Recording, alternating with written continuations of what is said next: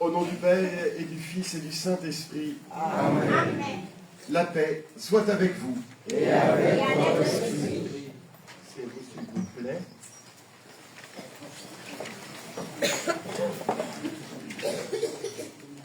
Monseigneur, c'est depuis 4 jours que vous êtes parmi nous dans le cadre de la visite pastorale. Nous sommes heureux de vous accueillir aujourd'hui dans cette chapelle de notre ville de Lourdes pour la célébration de l'Eucharistie. Votre présence, vos écoutes, votre enseignement sont pour nous une grâce et un encouragement dans notre foi. Soyez ici chez vous, Monseigneur. Merci. Il y a une présentation après de la chapelle.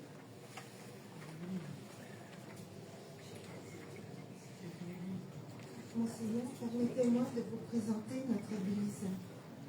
Sylviane, au micro. C'est une église qui a été tout d'abord construite en bois par les paroissiens italiens. Puis elle est devenue en pierre. En 1968, sous la houlette des paroissiens et sous l'égide d'un maçon italien. Peu de temps après, des salles y ont été jointes. On peut dire que notre église a été construite avec la foi et le cœur des bénévoles du moment. Notre église, de la vie générale, est considérée comme familiale. Toutes les générations y sont présentes. On se connaît, on passe sur nos divergences, nos diversités, on est solidaires, on a de la sollicitude envers les uns les autres. Les nouveaux paroissiens sont accueillis et suivant leurs souhaits ou leurs talents, sont intégrés dans l'animation, les lectures, les catéchèses. Pour nous rassembler et échanger, nous avons entre autres le café rencontre, une fois par mois, après la messe, organisée par les membres de l'EAP. C'est très apprécié et convivial. Tout cela fait que notre foi, nos particularités, sont mises au service de notre Église, de notre communauté. Pour exemple, lorsqu'on a besoin de bénévoles pour des activités diverses, exemple le ménage de printemps, beaucoup de paroissiens sont partants pour aider. Les équipes sont, entre autres, le service de la sacristie, les membres de l'EAP, le gestionnaire des travaux, les catéchistes, l'animation, musiciens et chantres, la décoration de l'église, le ménage, etc.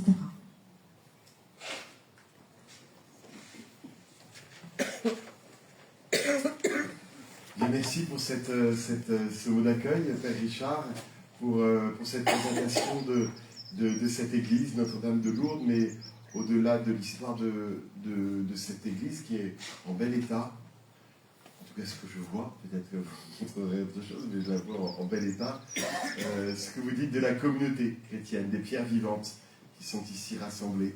Donc, je suis vraiment heureux de célébrer avec vous, vous venez de le dire, dans cette diversité des générations que l'on peut voir, des talents qui sont mis à disposition. Et c'est une joie de vous voir un samedi matin pour cette messe en l'honneur de la Vierge Marie, puisque Marie accompagne ce lieu depuis qu'il a été bâti et accompagne toujours l'Église. Alors nous allons prier.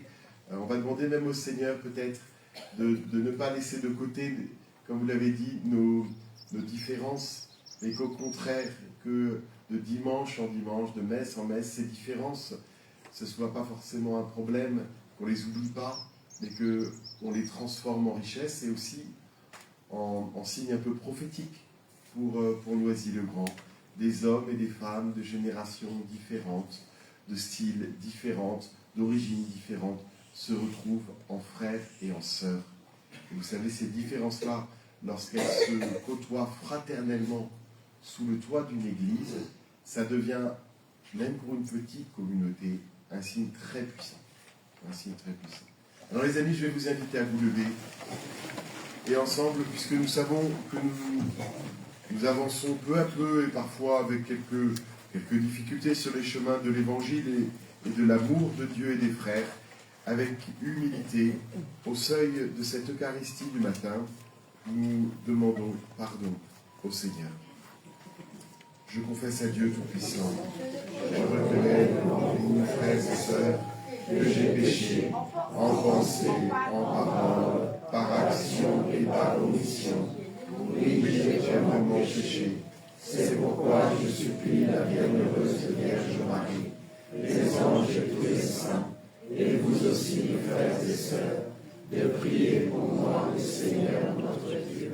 Que Dieu Tout-Puissant nous fasse miséricorde, qu'il nous pardonne nos péchés, qu'il nous conduise ensemble à la vie éternelle. Amen.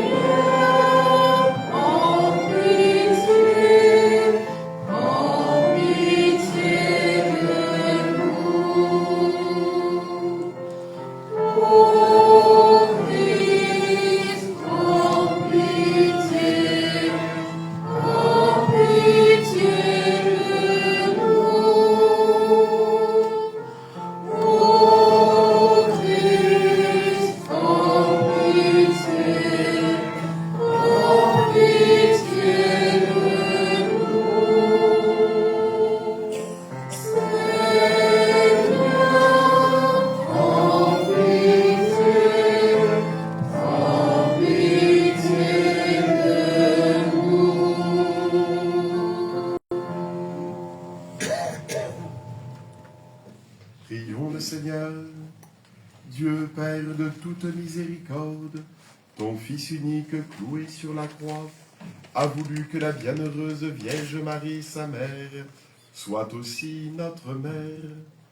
Accorde à ton Église, soutenue par son amour, la joie de donner naissance à des enfants toujours plus nombreux et de les voir grandir en sainteté. Donne-lui de voir ses enfants être attirés vers Marie.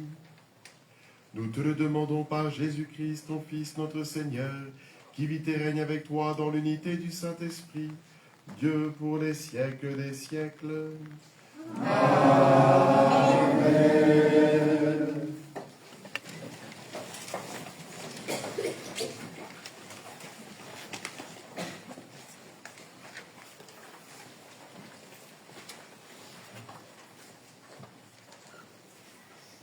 Lecture du livre des Actes des Apôtres. En ces jours-là, Paul, qui avait quitté Antioche avec Silas, arriva ensuite à Derbé, puis à Lystre. Il y avait là un disciple nommé Timothée. Sa mère était une juive devenue croyante, mais son père était grec. À Lystre et à Iconium, les frères lui rendaient un bon témoignage. Paul désirait l'emmener. Il le prit avec lui et le fit circoncire à cause des Juifs de la région, car ils savaient tous que son père était grec.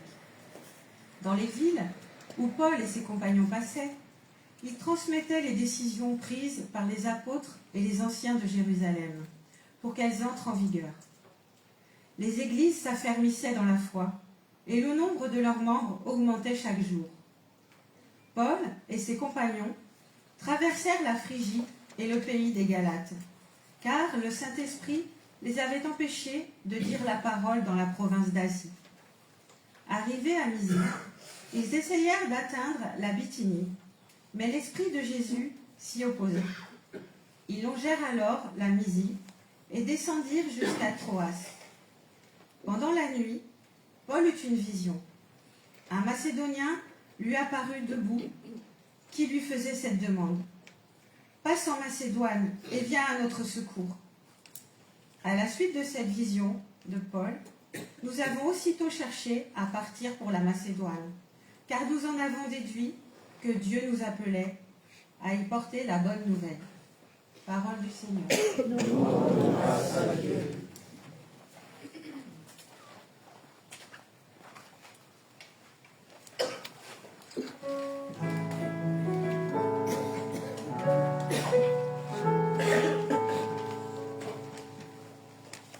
Acclamez le Seigneur, terre entière. Acclamez le Seigneur, terre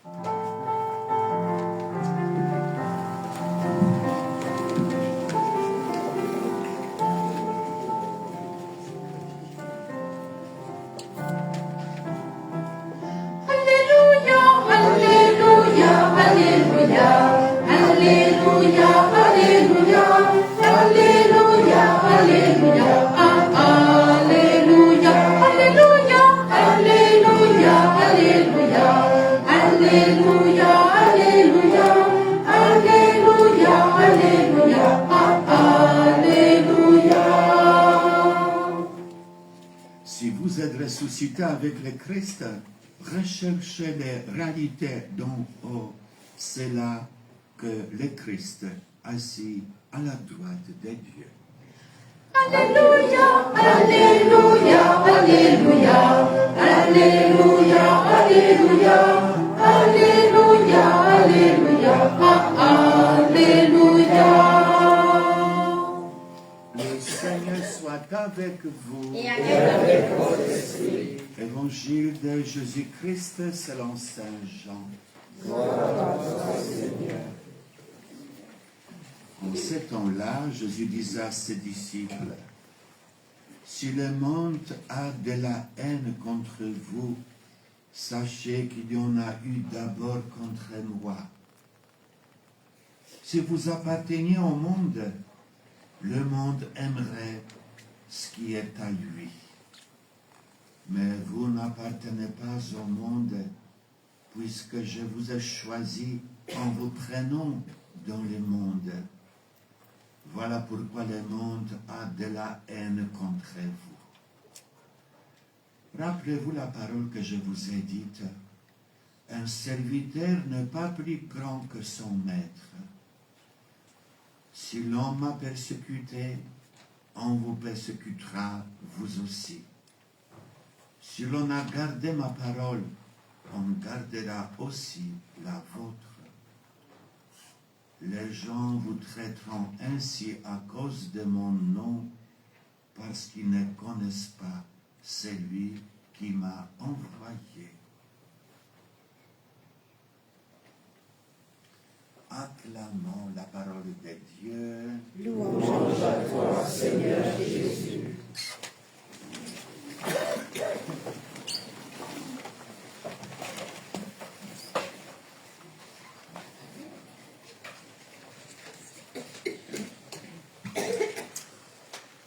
Nous voici, frères et sœurs, en marche vers la fête de la Pentecôte.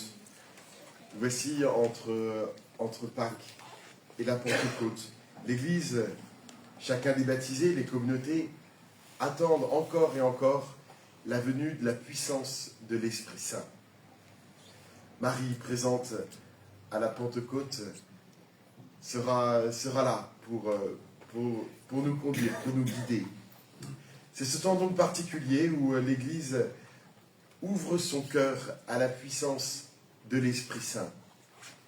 Et aujourd'hui, nous entendons un passage missionnaire des Actes des Apôtres, au chapitre 16. C'est un moment un peu particulier parce que il y a juste quelques lignes, mais pourtant elles sont si importantes, parce qu'il est raconté que l'Esprit Saint, très clairement, conduisait les opérations, que l'Esprit Saint conduisait la barque de l'Église en sa naissance, en ses commencements, que l'Esprit Saint, tel un capitaine à bord, conduit l'aventure missionnaire de la première Église. Nous le voyons assez clairement par deux passages qui finalement ont beaucoup à nous dire aujourd'hui encore.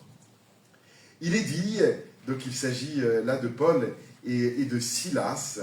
Voilà, Paul après sa conversion, Silas, un de ses compagnons, ils vont dans ce bassin de la Méditerranée, à droite, à gauche, de port en ville, pour annoncer la bonne nouvelle. Ils vont parfois dans les synagogues, ils vont parfois sur les places avec les païens, et partout, ils annoncent le Seigneur. Et leur ministère est itinérant. Ils vont d'un lieu à l'autre. Voilà, souvent d'une communauté à l'autre, où il y a déjà quelques chrétiens qui les accueillent. Et c'est à ce moment-là que nous nous retrouvons aujourd'hui dans le passage que nous lisons ce matin. Je vous le lis. Arrivés en Mysie, ils essayèrent d'atteindre la Bithynie, d'un territoire. Mais l'Esprit s'y opposa. Ils longèrent alors la Mysie et descendirent jusqu'à Troas. Voilà le premier passage qui dit que finalement, l'Esprit Saint conduit et sait où il veut emmener ses amis, où il veut emmener ses apôtres. Ce n'est pas une aventure personnelle pour eux. Ce n'est pas une tournée commerciale ou du marketing qu'ils iraient donner en faisant la promotion de Jésus-Christ. Pas du tout. C'est l'Esprit Saint qui leur dit cette étape, puis cette étape, mais pas celle-là pour l'instant. D'abord ici, c'est l'Esprit Saint qui les guide. Et continuons. Pendant la nuit, Paul eut une vision. Un Macédonien lui apparut, debout, qui lui faisait cette demande. Passe en Macédoine et viens à notre secours. À la suite de cette vision de Paul, nous avons aussitôt cherché à partir pour la Macédoine, car nous en avons déduit que Dieu nous appelait à y porter la bonne nouvelle. Les amis, ce petit passage des Actes des Apôtres est finalement extrêmement important, parce qu'il nous remet à notre juste place. L'aventure de l'Église, l'aventure d'une paroisse, l'aventure d'une communauté et nos aventures de baptisés ne sont pas des aventures que nous menerions seuls. C'est l'Esprit Saint qui guide, qui accompagne, qui soutient, qui nous donne aussi la force d'être missionnaires. Le grand protagoniste, l'acteur de la vie de l'Église, c'est l'Esprit Saint. Voilà pourquoi notre marche vers Pentecôte est si importante. Parce que l'Esprit Saint renouvelle et renouvelle encore notre vie chrétienne, seule, individuellement, mais également en communauté. Nous devons lui faire confiance. Nous devons être dociles à ce que l'Esprit nous dit pour conduire nos existences et savoir où la paroisse de Noisy-le-Grand et de Gournay doit aller, comment elle doit avancer. Nous devons, chrétiens, beaucoup tendre l'oreille. Finalement, parfois on se dit, quel est le plan pastoral pour la paroisse? Il faut, c'est bien qu'on ait des objectifs pastoraux, des plans pastoraux. Mais ce sera toujours l'Esprit Saint qu'il faudra d'abord écouter pour savoir comment avancer. Cette docilité à l'Esprit Saint, qui peut être notre prière en ce temps où nous attendons, voilà, nous approchons de la fête de la Pentecôte, il se joue donc d'abord personnellement, parce que chacun d'entre nous, on a des décisions à prendre au quotidien, des décisions personnelles, professionnelles, d'orientation. Il y a peut-être Parcoursup qui commence à arriver pour certains ou qui est déjà passé par là. Il y a des changements de boulot, il y a des projets de déménagement, il y a des choix de vocation. Est-ce que je veux faire ma vie avec celle-là, avec celui-là? Et si je devenais religieuse? Et si je réfléchissais à devenir prêtre? Toutes ces questions pour nos vies concrètes. Et toujours en nous ce vertige. Est-ce que je vais prendre la bonne décision? C'est pas facile à cela. Il n'y a pas une réponse magique, mais je crois que pour nous chrétiens, il y a cette invitation à poser l'essentiel de nos questions, de nos décisions, de nos orientations devant le Seigneur, en appelant l'Esprit Saint pour qu'il nous éclaire. Pour qu'il nous éclaire. Or, si nous ne prenons pas forcément la bonne direction, soyons sûrs d'une chose, c'est que le Seigneur marchera encore avec nous. Mais au moment des décisions, je crois que c'est important de nous poser devant le Seigneur. Vous savez qu'il répond. L'Esprit Saint répond. Vous voyez dans les Actes des Apôtres qu'il a répondu assez clairement. Une fois, il s'oppose, l'autre fois, par un songe, il oriente la mission. C'est encore comme cela aujourd'hui. Avec son langage propre. Dieu n'est pas mutique. Il ne dit pas rien. Il nous aide à avancer. Il nous guide.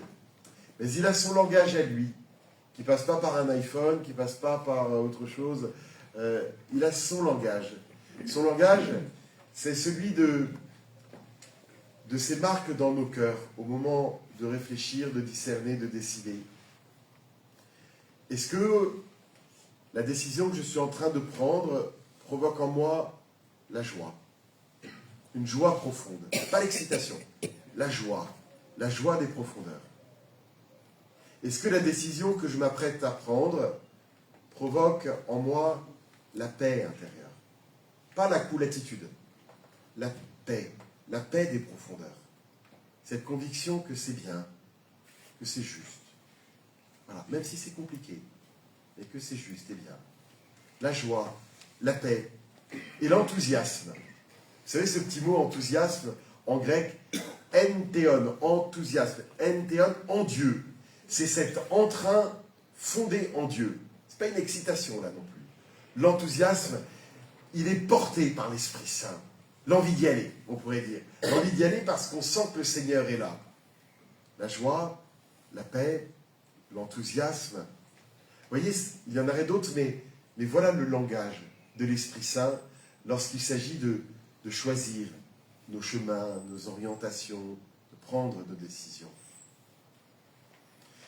Ces décisions, habitées de l'Esprit Saint, nous les prenons pour nous-mêmes, mais bien souvent, une équipe d'animation paroissiale, une équipe pastorale, les prend aussi pour la communauté. Avec Père Richard, avec Père Joseph, auquel nous pensons, qui est là-bas en Inde en ce moment, vous avez aussi des décisions à prendre, souvent, pour la vie de la communauté. Eh bien, finalement, c'est la même logique. Qu'il n'y ait pas de AP, qu'il n'y ait pas de paix, mais qu'il n'y ait peut-être pas aussi également de grands nettoyages de printemps, sans qu'il y ait un moment, la prière simple, où l'on invite le Seigneur Jésus à venir en sa maison et dans la maison de l'Église. Que l'Esprit Saint, l'appel à l'Esprit Saint, soit de toutes nos réunions, de toutes nos rencontres, de tous nos discernements, de toutes nos décisions, personnellement, mais aussi dans la vie de l'Église. Parce que non, ce n'est pas Père Richard, Père Joseph et l'EAP qui ont la science de l'endroit où il faut aller. C'est l'Esprit Saint qui les guide et qui nous guide tous en paroisse. La grande aventure de l'Église, voyez, hier comme aujourd'hui, c'est exactement ce que nous avons lu dans la parole de Dieu, dans les Actes des Apôtres, la première Église. L'aventure de l'Église, l'aventure de la foi, l'aventure des chrétiens, c'est d'être docile, d'avoir un cœur docile à l'Esprit Saint qui nous guide et qui ne nous envoie pas dans le mur, ni dans le décor. Nous croyons qu'il sera là, même dans les moments difficiles, qu'il nous conduira seuls et en communauté, et que si nous sommes dociles à ses appels, à ses orientations, alors nous ferons la volonté de Dieu. Puisse Marie, Notre-Dame de Lourdes, elle qui fut présente au Cénacle, elle qui fut là à l'heure de la Pentecôte, nous guider encore dans cette ouverture de cœur. Amen. Amen.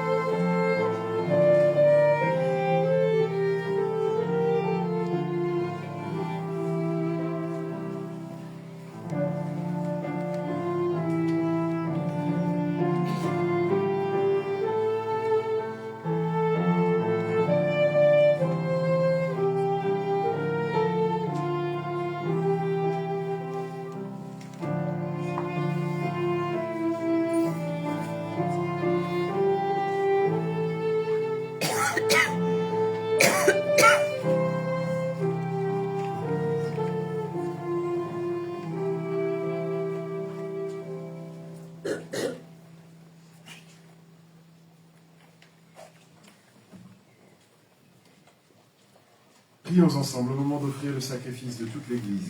La gloire de Dieu, le salut du monde. Accueille, Seigneur, nos offrandes pour en faire le mystère de notre salut. Que par sa puissance, nous brûlions de l'amour qui habitait la Vierge Marie, Mère de l'Église, et méritions d'être associés plus étroitement avec elle à l'œuvre de la rédemption. Nous te le demandons par le Christ, notre Seigneur. Amen. Le Seigneur soit avec vous. Et avec votre esprit, Élevons notre cœur. nous le tournons vers le Seigneur. Rendons grâce au Seigneur, notre Dieu. Cela est juste et bon. Vraiment, il est juste et bon pour ta gloire et notre salut de t'offrir notre action de grâce toujours et en tout lieu. Seigneur, Père très saint, Dieu éternel et tout-puissant, quand nous célébrons la Vierge Marie, c'est à toi que s'adressent nos louanges, en accueillant ton Verbe dans un cœur immaculé. Elle a mérité de le concevoir dans son sein virginal. En donnant le jour à son Créateur, elle veillait déjà sur les débuts de l'Église. En recevant au pied de la croix le testament du Dieu d'amour, elle accueillait comme ses fils tous les hommes que la mort du Christ a fait naître à la vie divine. Quand les apôtres attendaient l'Esprit Saint que tu avais promis, elle a joint sa supplication à celle des disciples, devenant ainsi le modèle de l'Église en prière.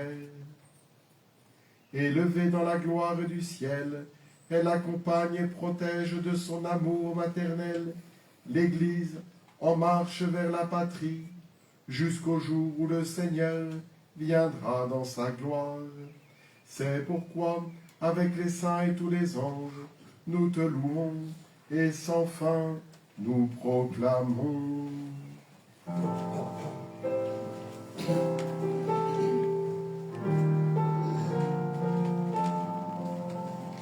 Saint, Saint, Saint le Seigneur, Dieu de l'univers. Saint, Saint, Saint le Seigneur, Dieu de l'univers. Le ciel et la terre sont remplis de ta gloire. Hosanna au plus haut des cieux. Hosanna au plus haut des cieux. Béni soit celui qui vient au nom du Seigneur. Hosanna au plus haut des cieux. Hosanna au plus haut des cieux.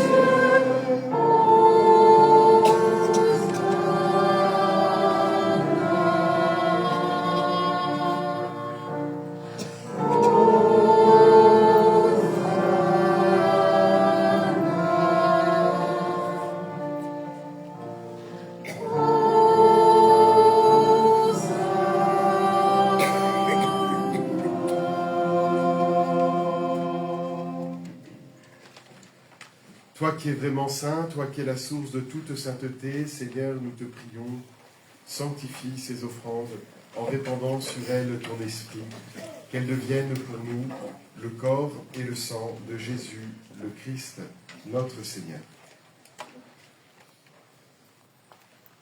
Au moment d'être livré et d'entrer librement dans sa passion, il prit le pain, il rendit grâce, il le rompit et le donna à ses disciples en disant : prenez et mangez-en tous, ceci est mon corps livré pour vous.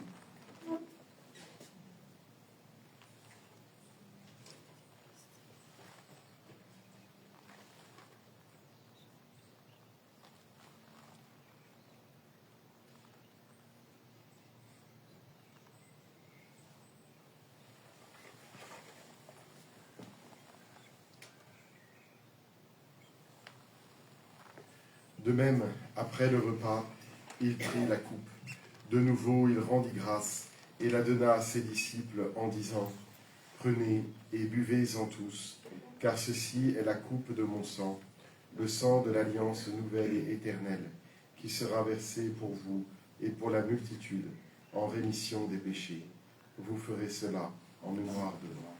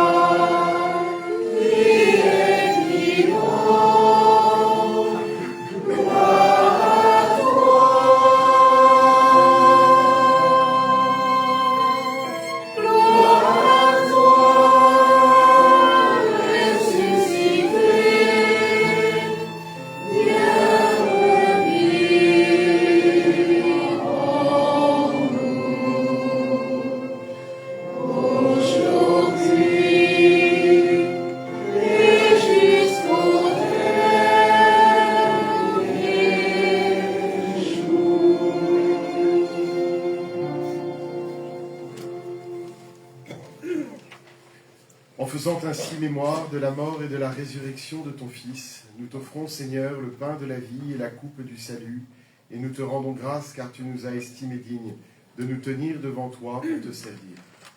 Humblement, nous te demandons qu'en ayant part au corps et au sang du Christ, nous soyons rassemblés par l'Esprit Saint en un seul corps. Souviens-toi, Seigneur, de ton Église répandue à travers le monde. Fais-la grandir dans ta charité, en union avec notre pape le rond, notre évêque Étienne, et tous les évêques, les prêtres et les diacres. Souviens-toi aussi de nos frères et sœurs qui se sont endormis dans l'espérance de la résurrection. Nous prions pour les défunts de la semaine, pour Fernand. Souviens-toi aussi, Seigneur, dans ta miséricorde, de tous les défunts. Accueille-les dans la lumière de ton visage. Et sur nous tous, enfin, aussi sur Alexandre et Aurélie, qui vont se donner sacrement de mariage cet après-midi. Et aussi, Seigneur, nous t'implorons ta bonté. Permets qu'avec la Vierge Marie, la bienheureuse Mère de Dieu, avec Saint Joseph, son époux, les apôtres et tous les saints qui ont fait ta joie au long des âges, nous ayons part à la vie éternelle et que nous chantions ta louange et ta gloire par ton Fils Jésus, le Christ. À lui, avec lui et en lui, à toi, Dieu le Père Tout-Puissant, dans l'unité du Saint-Esprit, tout honneur et toute gloire pour les siècles des siècles. Amen. Comme nous l'avons appris du Sauveur et selon son commandement, nous osons chanter. Amen.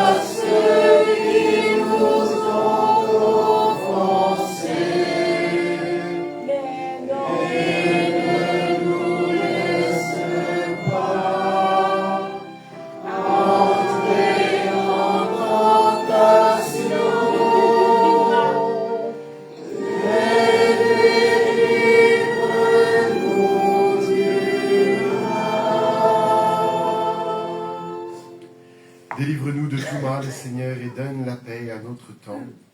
Soutenus par ta miséricorde, nous serons libérés de tout péché, à l'abri de toute épreuve, nous qui attendons que se réalise cette bienheureuse espérance, l'avènement de Jésus-Christ, notre Sauveur. Le règne, la puissance et la gloire, pour les siècles des siècles. Amen. Seigneur Jésus-Christ, tu as dit à tes apôtres, je vous laisse la paix, je vous donne ma paix. Ne regarde pas nos péchés, mais vois la foi de ton Église. Pour que ta volonté s'accomplisse, donne-lui toujours cette paix et conduis-la vers l'unité parfaite, toi qui vis et règnes pour les siècles des siècles. Amen. Que la paix du Seigneur soit toujours avec vous. Et avec le Saint-Esprit. Frères et sœurs, dans la charité du Christ, donnez-vous la paix. La du Christ, charge. La paix du Christ.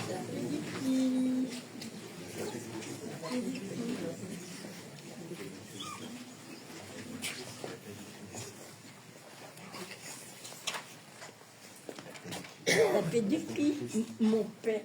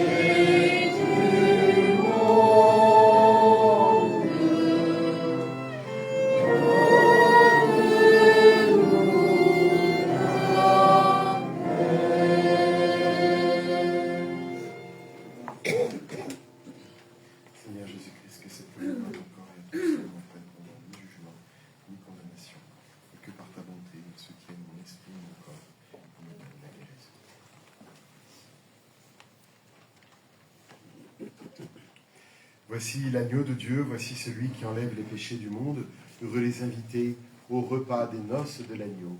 Seigneur, je ne suis pas de ce repas, mais seulement une parole et je serai guéri. Que le corps et le sang du Christ nous gardent pour la vie éternelle. Amen.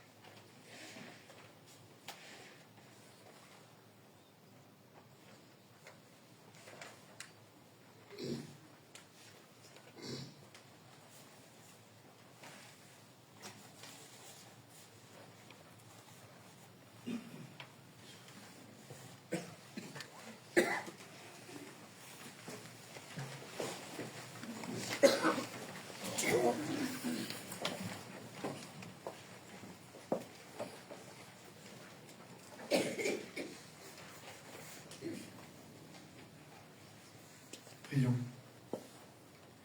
Nous avons reçu le gage de la rédemption et de la vie, et nous te supplions encore, Seigneur, qu'avec l'aide maternelle de la Vierge Marie, ton Église enseigne tous les peuples par l'annonce de l'Évangile et remplisse le monde entier de l'effusion de ton Esprit Saint.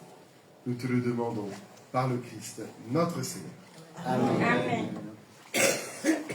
Merci, l'annonce paroissiale. Donc demain, ici il n'y a pas de messe.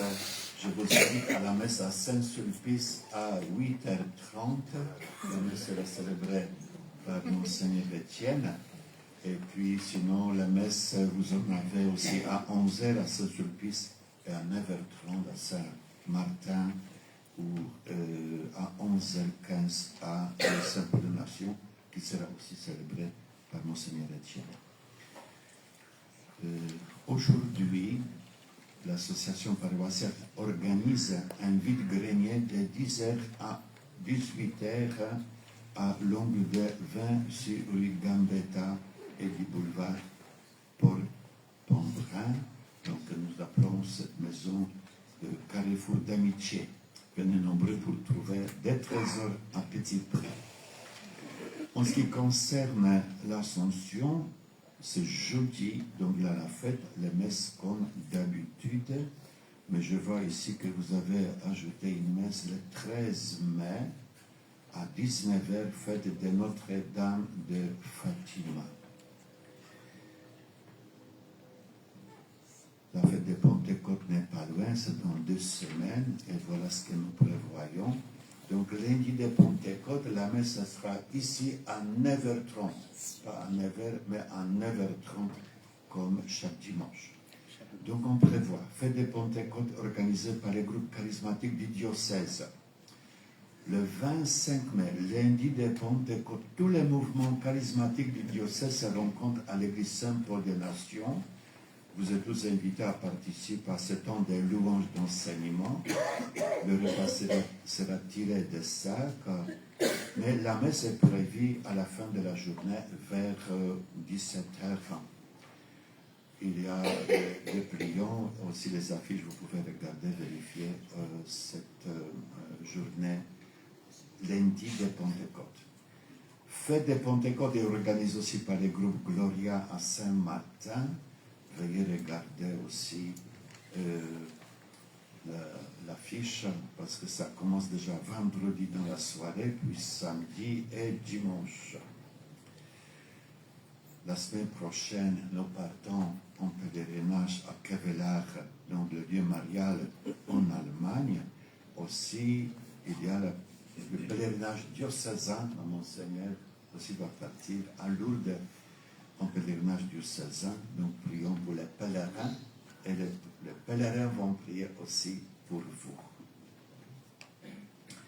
La semaine prochaine, nous avons 4 obsèques à Saint-Sulpice, Jean Gérard, à Saint-Arnaud, Yvon Rogoski, à Saint-Arnaud aussi, Eva Lemaire, et à Saint-Sulpice, mercredi, Pierrette Portoya. Voilà, je crois que c'est tout. Donc demain, je répète, Monseigneur va célébrer à 8h30 à Saint-Sulpice et à 11h15 à Saint-Paul des Nations. Voilà, c'est l'occasion de vous remercier encore en cette belle église Notre-Dame de Lourdes avec votre communauté d'être venus un samedi matin comme ça, nombreux, toute génération. C'est vraiment une très grande joie pour moi. En fait, j'avais déjà un peu visité Notre-Dame de Lourdes avec Père Richard, mais au coucher du soleil, en hiver. Et je vous assure aujourd'hui, avec ce beau soleil et votre belle communauté, c'est encore plus heureux. C'est encore plus heureux. Donc vraiment, je suis très, très, très heureux d'être là. Merci d'être venu. Peut-être on se retrouve donc demain. On verra les matinaux. C'est quelle heure la première messe? 8h30. Aïe, aïe, aïe, 8h30. Alors imaginez que pour moi, ce sera encore plus tôt, le temps de faire la route depuis Saint-Denis. Mais voilà. Ou bien à Saint-Paul-des-Nations. En tout cas, ça sera vraiment une joie. Et puis, voilà, dans les jours prochains, voilà, vous qui êtes dans une église dont la dédicace est à Marie, eh bien, nous partirons sur les pas de Marie, hein, avec le pèlerinage paroissial que tu prépares avec beaucoup d'attention, hein, Père Richard, dont tu m'as parlé, et puis avec le diocèse à Notre-Dame de Lourdes. Donc ce sera une belle préparation en tout cas pour marcher vers la Pentecôte, Marie au Cénacle, Marie qui prie, Marie avec l'Église, Marie avec chacun d'entre nous, avec nos parcours. Ce sera très beau que les pèlerins prient pour ceux qui ne sont pas partis et pour ceux qui restent, priez aussi pour que ces deux pèlerinages soient largement féconds. Pour le pèlerinage à Lourdes, je vous confie aussi cette attention particulière, c'est que, alors que ça s'était éteint depuis des années, on a relancé l'invitation d'aller au pèlerinage à des hospitaliers, c'est-à-dire ceux qui poussent les brancards, les malades, jeunes, de 18 à 25 ans. Et ils sont 25, je crois, à être venus... 10, ils sont une dizaine. Ah non, plus que ça. 25 malades. Ah, ils sont plus que 10. Ils sont plus que 10 parce que je les ai déjà vus en groupe, plus que 10. À la réunion, ils étaient 10. Ah ben 10 à la réunion peut-être. Mais je les ai vus, non, ils sont plus que ça, je pense. On verra à la grotte alors. Ah ben oui, sinon ça conviendra pas, c'est que 25 malades. Donc on prie pour cette bonne nouvelle de quelque chose qui s'était éteint depuis des années et des jeunes à Sevran, ils sont déjà 7, donc je ne viens pas tous de Sevran, je pense, qui partent et qui se réjouissent en tout cas de ce pèlerinage. Et puis on se réjouit aussi de ce pèlerinage en Allemagne, sur les pas de la société du Verbe divin également. Voilà, je vous donne au nom du Seigneur sa bénédiction. Le Seigneur soit avec vous. Et que Dieu Tout-Puissant vous bénisse et vous garde, le Père et le Fils et le Saint-Esprit. Amen. Allez dans la paix du Christ. Nous rendons grâce à Dieu. Bonne journée à tous et à toutes. Amen. Amen. Merci.